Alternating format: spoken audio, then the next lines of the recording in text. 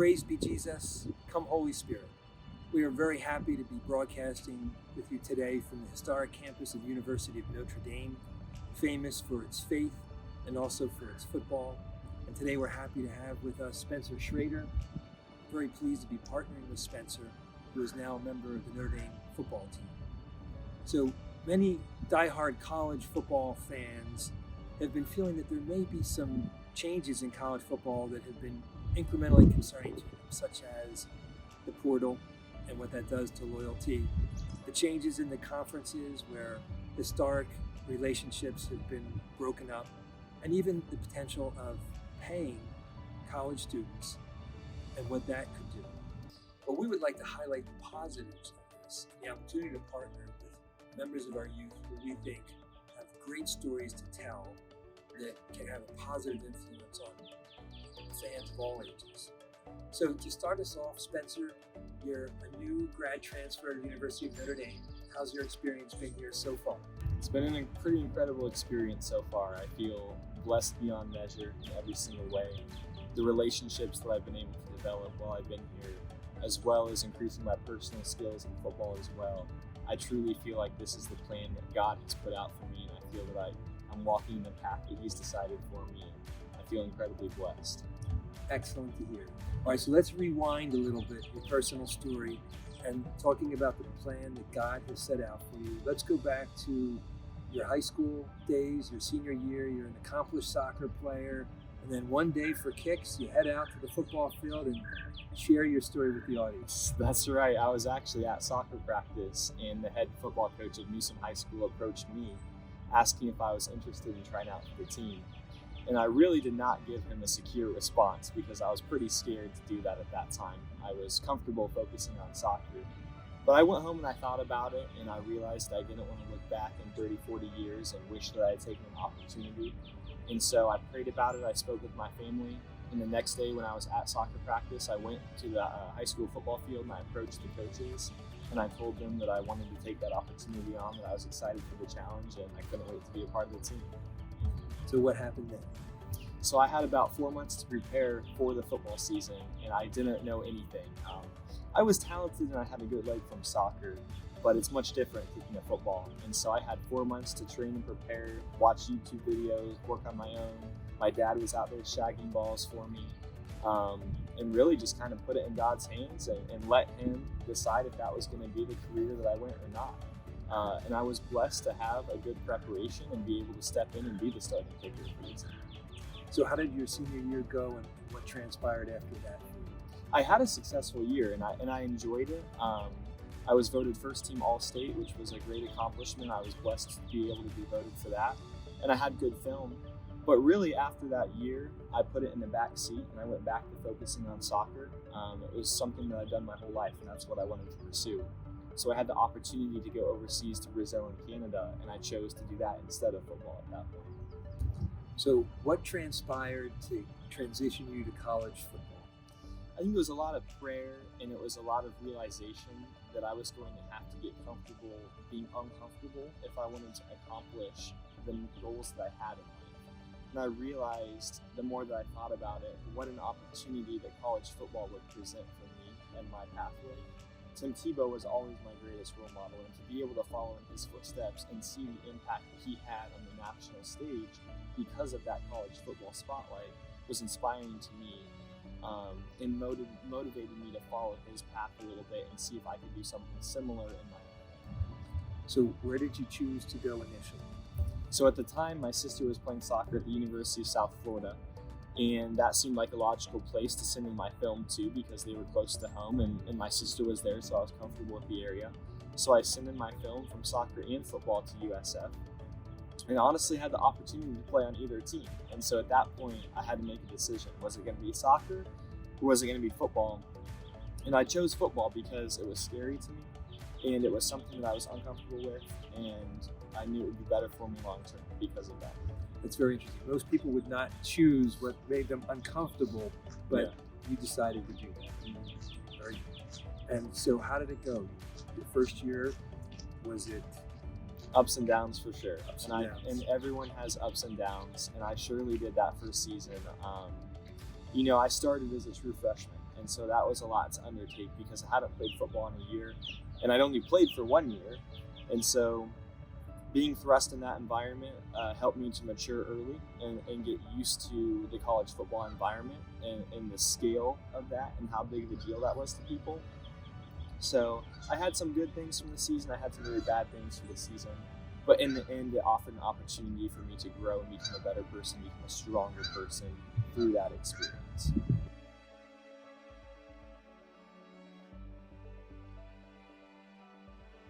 Okay, so you had a very successful career at USF, and then you decided to enter the portal. Tell us about that experience. But that's right. Unfortunately, at the end of my senior year, our coaching staff got fired, and so an entirely new staff comes in. But luckily, I was able to have a great year, and I did have on-the-field success. And so at that point in my life, I felt like the best opportunity for me would be to move on to another school for my 5th year and really maximize my opportunity, accomplish as much as that I could, and then have a chance to play at the next level. And so after having success at South Florida, I entered the transfer portal in a new hectic world that I didn't even imagine began at that point. So who did you hear from? Who expressed interest in your portal for you? It was pretty shocking, to be honest. I think I went into the portal at 9 a.m. and by 10 a.m. I had 30 schools that had followed me on Twitter, and some schools were already starting to reach out. And I was really blessed to have some big offers. Michigan and Georgia, and Mississippi State, Arkansas, and Notre Dame were some of those top schools on my list, and they were recruiting me. And so I had an opportunity to talk to a lot of coaches and get a feel for what the culture was like at these different schools. And through those conversations is eventually how I ended up speaking to Coach Brian Mason, who recruited me at the time from Notre Dame, and I started to kind of come down this path.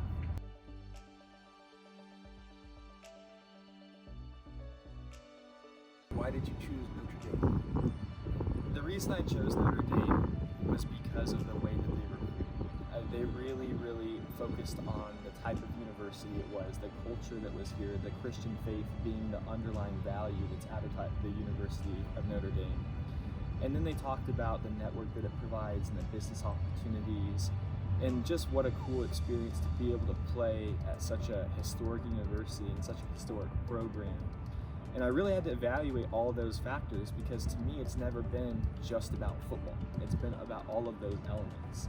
And so through the recruiting process, after taking an at-home visit and taking an official visit, it became clearer and clearer to me that Notre Dame was the place for me because of all of the opportunities that it presented, not just because of the football aspect.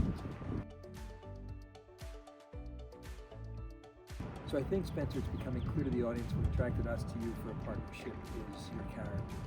And the centerpiece of that is your faith in Jesus. Tell us a little bit about your faith, please. I think the reason that I've always had such a strong faith is because I've seen God act in my life time and time again. And there's been no doubt that He's been the one that has orchestrated all of these incredible opportunities that have been in front of me. And so there's just no reason to doubt His presence there when He continually shows Himself again and again and presents me with these incredible opportunities.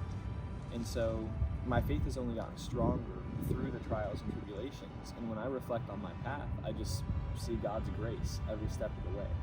And so that's why faith has been and will always continue to be the foundational value of what I stand for and what I hope to spread in my message to the world.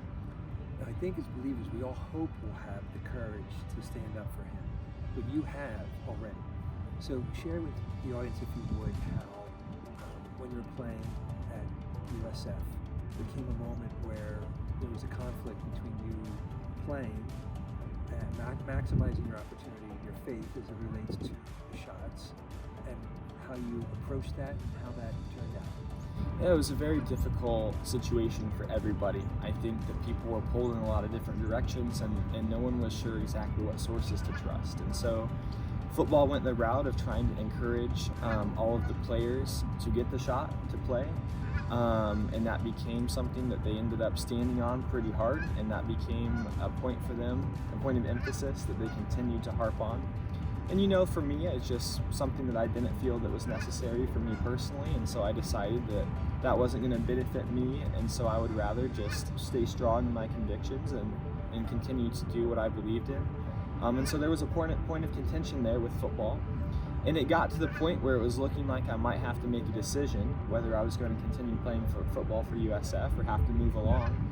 And ultimately, I think for everyone, at some point in our lives, we have to stand up for what we believe in, and we have to understand that there's going to be a time where we have to sacrifice a little bit for our values. And so that was something that was going to be worth it for me. I was preparing for the next step in my journey, but then thankfully it got to the point where I was still able to play football at the University of South Florida, and so I carried on and continued to do so. I think that's so admirable. The allure of football, and it is so enjoyable, but you were ready to walk away from it, and thanks be to God, things fell the way they did, and you had stood your ground, you stood on your faith, and it worked out fine. So moving on from that experience, one would think, okay, it's done. COVID's starting to fade into our rear view mirror, the stage is getting a little bigger, the light's a little brighter, and then you're confronted with the same potential outcome again. Taking the shots which doesn't agree with your core beliefs, or football on a bigger stage. And again, you were ready to stand your ground, stand on your beliefs, even if it meant walking away and missing this opportunity. Tell us a little bit about it. That's correct. I think that if you don't stand for something, and it's a common saying, you'll fall for anything. And ultimately, I knew that it wasn't worth it to me to sacrifice on what I believed in for something that I wanted at a moment. It was something that I knew I was going to be a more successful person over the length of my career if I stood by my values. And so realistically, it does sound like a really, really hard decision, but it wasn't, because I had practiced my faith and I knew what my values were, and so it honestly wasn't even a temptation. I knew the path that I was going to choose every step of the way.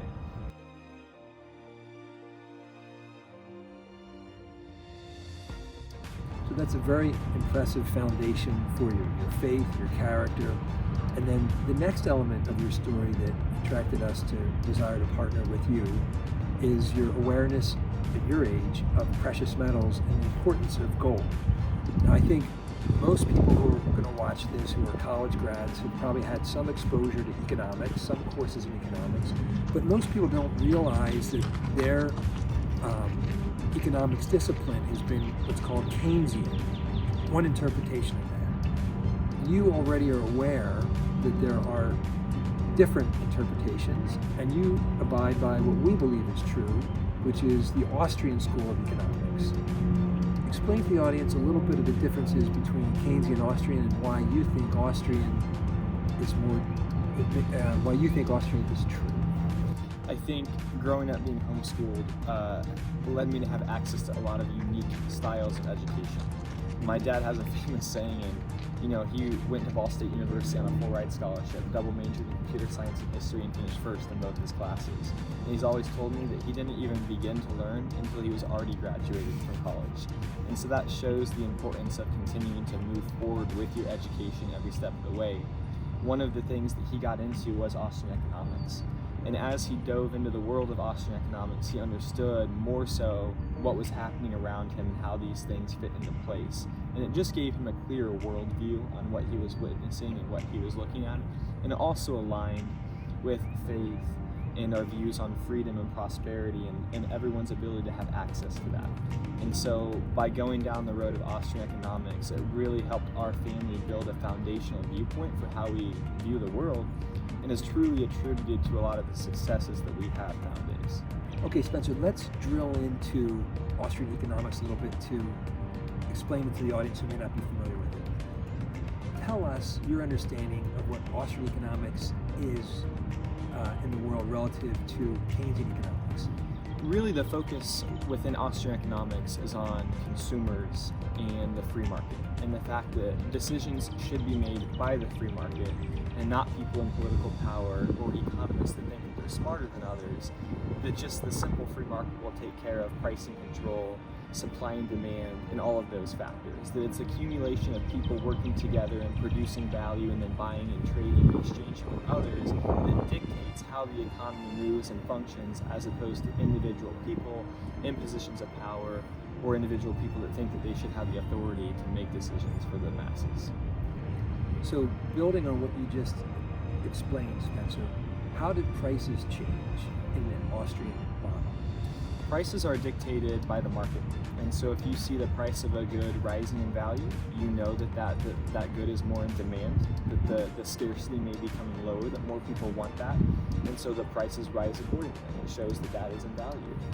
On the opposite side, if something is falling, that means that people aren't in need of it as much anymore, or perhaps the supply has grown, and so the prices adjust accordingly. And so we see all the time within inflation, inflation is not an expansion within the economy, it's expansion within the money supply. And when the government prints and produces more money, then that money is worth less because there is all of this, there's so much more of it that these people have, and so then that drives up prices. It's because of that inflation, it's because of the inflation of monetary policy.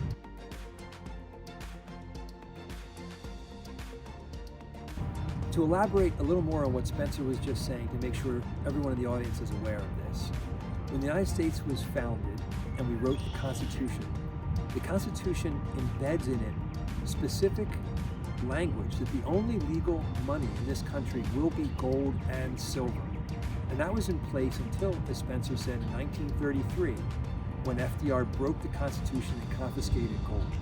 From the time of the writing of the Constitution up to 1933, the currency of the United States worked spectacularly well. The dollar was maintaining its purchasing power for over a century beautifully, the way it was designed. So that meant when workers earned their wages and they passed those wages down to their children, or when they drew on their savings 10 years later to go and buy a home, the dollar was still worth what it was when they earned it. Contrast that to today, when our dollar is backed by nothing. Any adult in the audience realizes the dollars that they have saved from years ago don't purchase a fraction of what they did previously, because the money's backed by nothing, as has always occurred. When money's backed by nothing, it loses its purchasing power. As Spencer accurately said, then in 1971, 50 years ago, Richard Nixon took us off the gold standard, and the dollar's demise has accelerated since then. In between those dates, there was one other event that you want to be aware of. In 1963, FDR broke the silver element of the Constitution and said no longer will the working class wages be backed by silver. What the founders put in place was so brilliant. They had the gold standard, which protected big purchase transactions for if you were buying tracts of real estate, etc.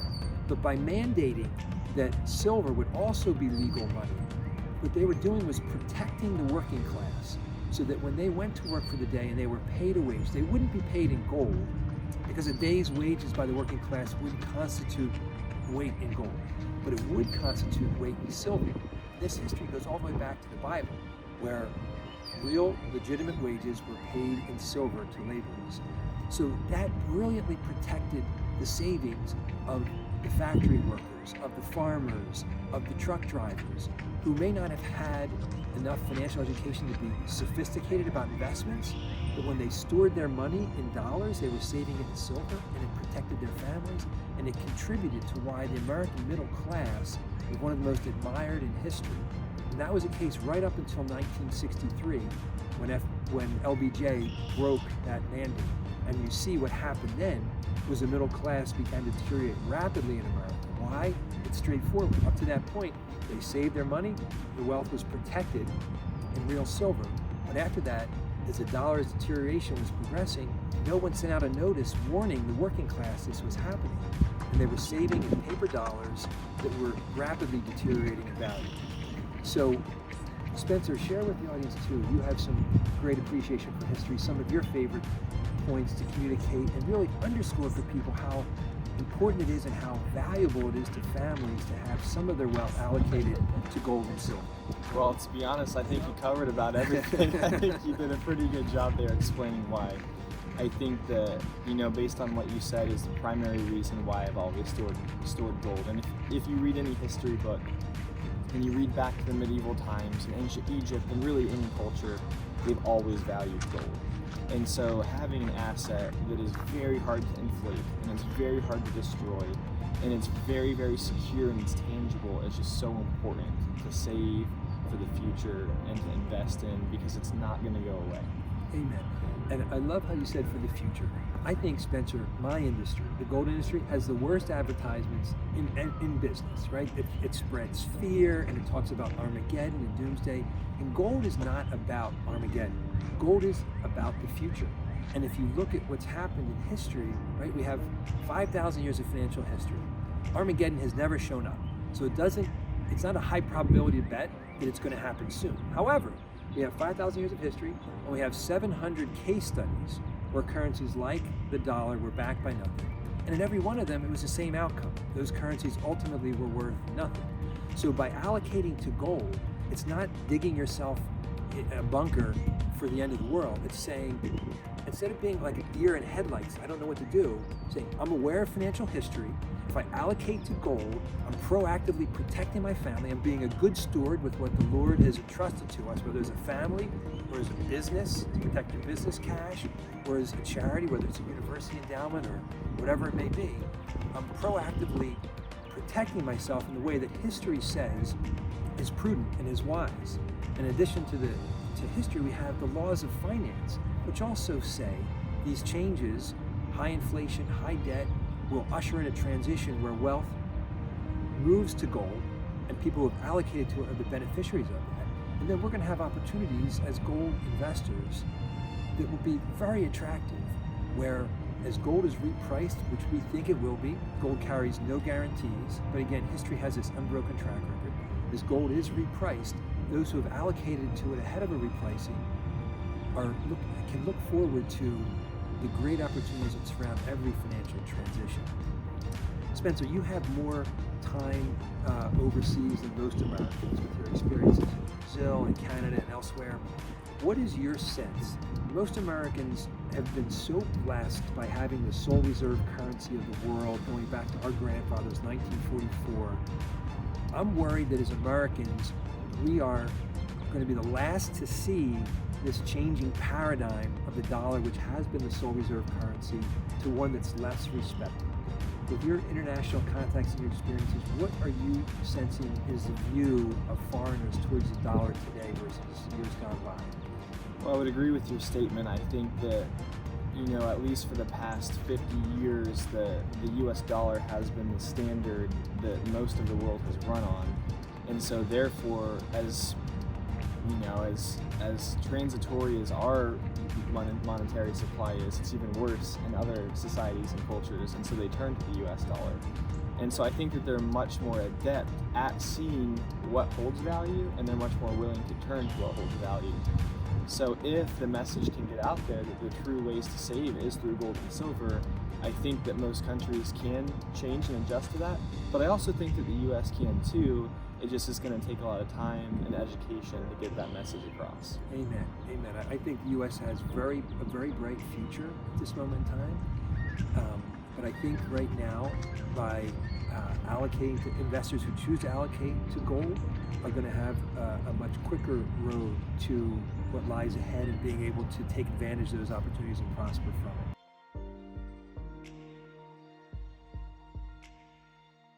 Okay, Spencer, let's drill into Austrian economics a little bit to explain it to the audience who may not be familiar with it. Tell us your understanding of what Austrian economics is in the world relative to Keynesian economics.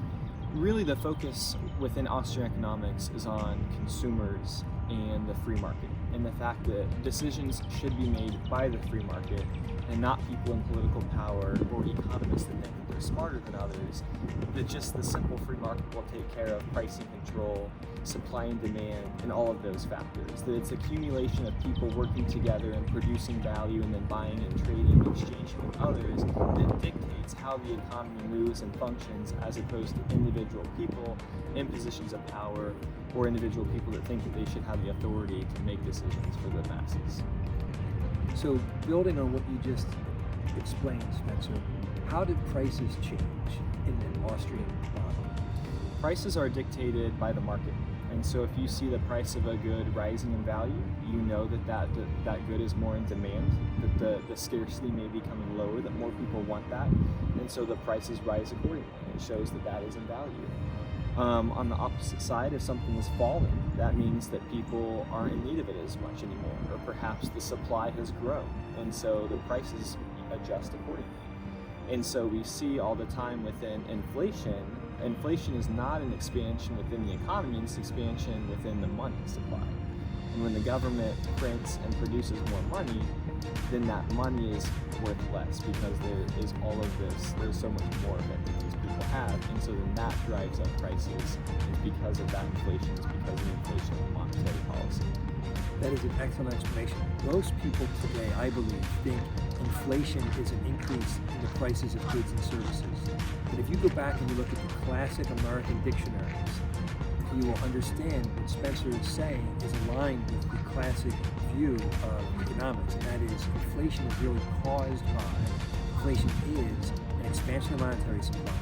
And when that happens, the money's worth less, it takes more of those dollars that are worth less or whatever the currency is to buy the same good.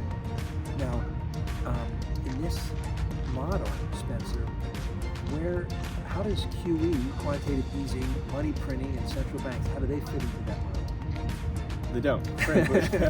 I don't think that it's anyone's position to inflate the money supply or to shave the ends off coins to create new coins or whatever terminology they use. Really, it should be driven by the free market, and there should be a stable currency that is used by everyone, that is very difficult to inflate and to mismanage and to mishandle. And the power should be distributed amongst the people in that Austrian way of thinking.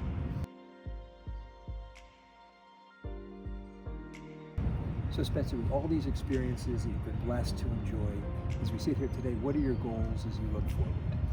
You know, it's pretty incredible the power of the Notre Dame network and how things are changing in my life every single day already.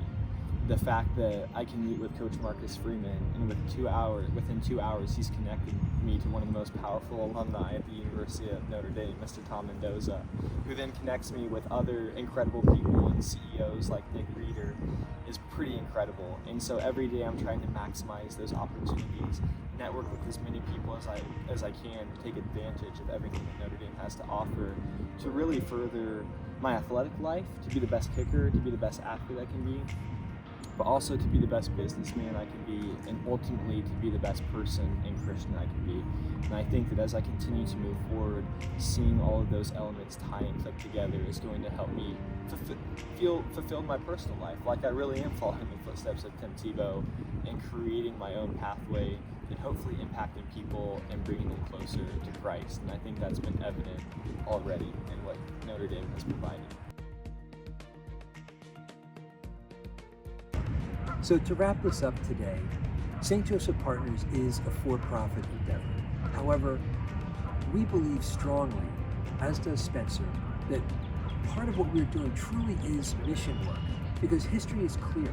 We have 700 case studies where if families had allocated only to paper assets, it was devastating. Whereas if families had allocated a portion of their wealth to physical gold and physical silver, it protected them, it fortified their futures, and in many cases, literally, it was generationally impactful. So if you would like to learn more about us, our charities to protect the military, police, firefighters of our great country, our work to restore America as a Christian republic, to learn more about the history of gold, and to see how easy it is for you to allocate to the metals, call us. We would be honored to serve you and help you with every step of the process. God bless, and God bless America. Thank you, Spencer. Thank you, Drew.